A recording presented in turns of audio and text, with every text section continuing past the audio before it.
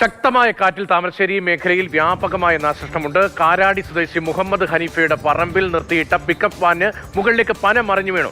കുടത്തയിൽ കുറ്റം തേക്ക് മരവും തെങ്ങും വീണ് വീട് തകർന്നു.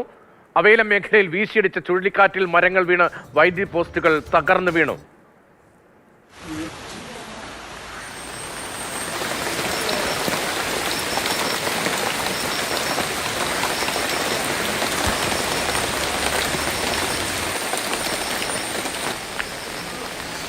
കോളുകൾ ഇങ്ങനെ വരുന്നുണ്ട്.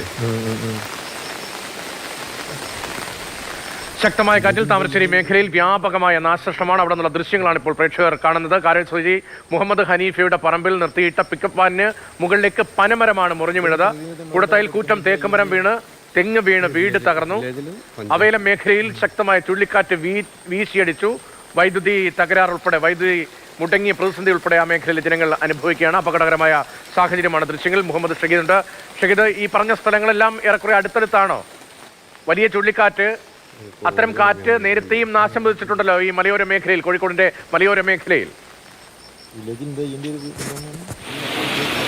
തീർച്ചയായും കോഴിക്കോട് ജില്ലയിൽ ഇന്നലെ വൈകുന്നേരം തുടങ്ങിയ മഴ ശക്തമായി തന്നെ ഇപ്പോഴും തുടരുകയാണ്. മലയോര മേഖലയിലും നഗരത്തിലുമെല്ലാം മഴ തുടരുന്നുണ്ട്. പ്രത്യേകിച്ചും നാദാപുരം, കല്ലാച്ചി, ഇപ്പോൾ റിപ്പോർട്ട് ചെയ്ത താമരശ്ശേരി ഉൾപ്പെടെയുള്ള സ്ഥലങ്ങളിൽ, താമരശ്ശേരി, അവേലം ഉൾപ്പെടെയുള്ള സ്ഥലങ്ങളിലൊക്കെ കനത്ത മഴയുണ്ട്. മഴയോടൊപ്പം എത്തുന്ന കാറ്റാണ് പലപ്പോഴും പ്രശ്നങ്ങൾ ഉണ്ടാക്കുന്നത്. ഈ നാദാപുരത്തും കല്ലാച്ചിയിലുമൊക്കെ ഈ മരങ്ങൾ കടപുഴകി വീണു, വീടിന് മുകളിലേക്ക് വീണു, വാഹനങ്ങൾക്ക് മീതെ മരങ്ങൾ വീണു, വൈദ്യുതി പോസ്റ്റുകൾക്ക് നേരെയും മരങ്ങൾ വീണ് അപകടമുണ്ടായിട്ടുണ്ട്. താമരശ്ശേരിയിൽ ഈ പറയുന്ന 3 വീടുകൾക്ക് മേലെ മരങ്ങൾ വീണ് അപകടമുണ്ടായിട്ടുണ്ട്. താമരശ്ശേരി അവേലം പൂക്കോട് റോഡിലാണ് കനത്ത മിന്നൽ ചുഴലിൽ, മഴയോടൊപ്പം വന്ന മിന്നൽ ചുഴലിലാണ് വ്യാപകമായി ഇലക്ട്രിക് പോസ്റ്റുകൾ അവിടെ തകർന്നു വീണ് അവിടെ ഈ വൈദ്യുതി ബന്ധം ഇപ്പോൾ താറുമാറായി കിടക്കുന്ന സാഹചര്യമുണ്ട്. അത് പുനഃസ്ഥാപിക്കാനുള്ള ശ്രമങ്ങളൊക്കെ KCB നടത്തിക്കൊണ്ടിരിക്കുന്നുണ്ട്. ഇന്നലെ വൈകിട്ടും സമാനമായ രീതിയിൽ തന്നെ കോഴിക്കോട് നഗരത്തിൽ മീൻചന്തയിൽ ഒരു സ്കൂൾ ബസ്സിന് മുകളിലേക്ക് മരം വീണിരുന്നു. സ്കൂൾ കുട്ടികൾ ആ സമയത്ത് ഉണ്ടായിരുന്നില്ല. ബസ് പാർക്ക് ചെയ്തിരിക്കുന്ന ഇടത്താണ് മരങ്ങൾ വീണത്. അതുകൊണ്ട് തന്നെയാണ് അപകടം ഒഴിവാകുന്ന സാഹചര്യമുണ്ടായത്. മരങ്ങൾ കടപുഴകി വീഴുന്നതാണ് വലിയ അപകടങ്ങൾക്ക് ഇടയാക്കുന്നത്.